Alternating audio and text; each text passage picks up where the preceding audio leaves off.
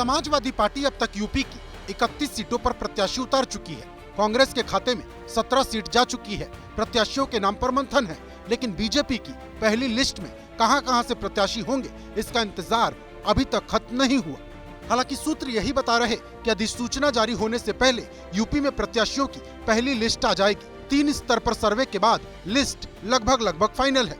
UP में सबसे पहले 19 सीटों पर प्रत्याशी उतारे जाएंगे, जहां 2019 में बीजेपी की हार हुई थी। इसमें पश्चिमी यूपी में सहारनपुर, नगीना, बिजनौर, अमरोहा, मुरादाबाद, संभल, मैनपुरी और रामपुर है, जबकि अवध में रायबरेली, अंबेडकर नगर, श्रावस्ती सीट पर पहली लिस्ट में प्रत्याशियों के नाम होंगे। इसके अलावा पूर्वांचल में आजमगढ़, लालगंज, घोसी, जौनपुर, गाजीपुर के प्रत्याशियों पर मंथन हो रहा। हालांकि उपचुनाव में बीजेपी ने आजमगढ़ और रामपुर सीट जीत ली थी।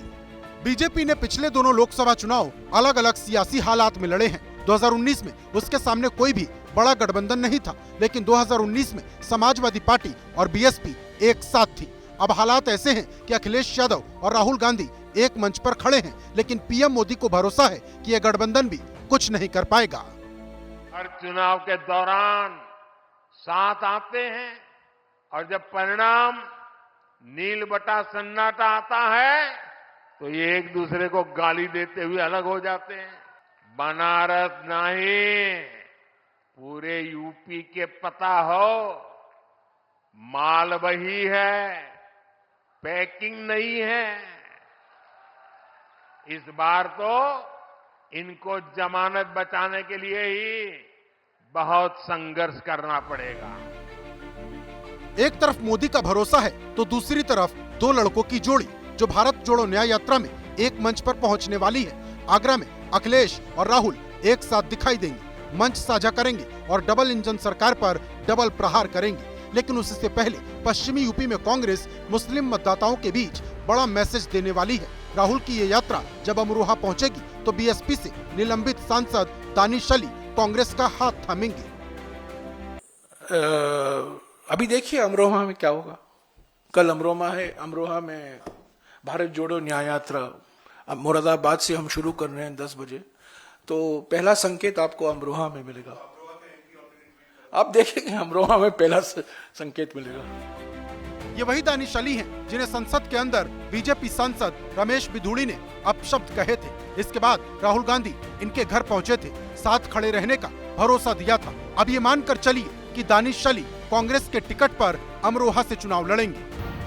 मायावती ने जैसे ही अकेले चुनाव लड़ने का फैसला किया, बीएसपी के भीतर हलचल तेज हो गई।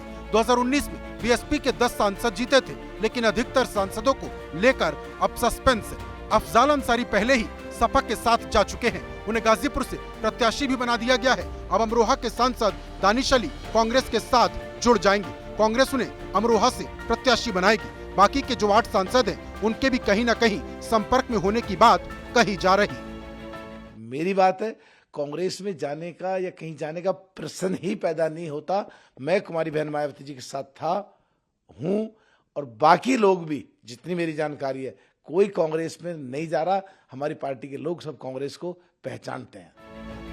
सियासत में इनकार कब करार में बदल जाए कोई नहीं जानता।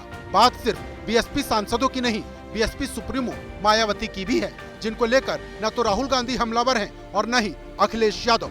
फिरोजाबाद में जब पत्रकारों ने अखिलेश यादव से मायावती पर सवाल पूछा तो बात को ही घुमा दिया। गठबंधन के इंचार्ज अवनीश पांडे कहती हैं कि गठबंधन में बहुजन समाज पार्टी के लिए दरवाजे खुले हैं, निर्णय मायावती को लेना है। इसको आप कैसे देखते हैं? देखिए, जो गठबंधन हो गया, सीटों का बंटवारा हो गया और आपको पता होगा 25 तारीख को कार्यक्रम में शामिल भी होने में जा रहा हूं और बहुत जल्दी तारीख आ जाएंगी। अभी जरूरत यह है कि जनता को मुद्दे समझाना। भारतीय जनता पार्टी जिस तरह की साजिश करेगी उससे अपने कार्यकर्ता और जनता को बचाना। बीजेपी से लड़ने के लिए अखिलेश यादव अपने गठबंधन को बड़ा बनाना चाहते हैं। उनकी पार्टी की तरफ से जयंत चौधरी की तरफ भी पासा फेंका जा रहा।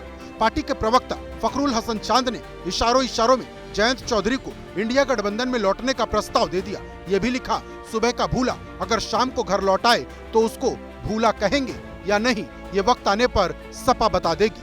ये सियासत है जहां दरवाजे बंद होते रहते हैं और खुलते रहते हैं। शर्त सिर्फ इतनी होती है कि दरवाजे पर कोई खड़ा होना चाहिए।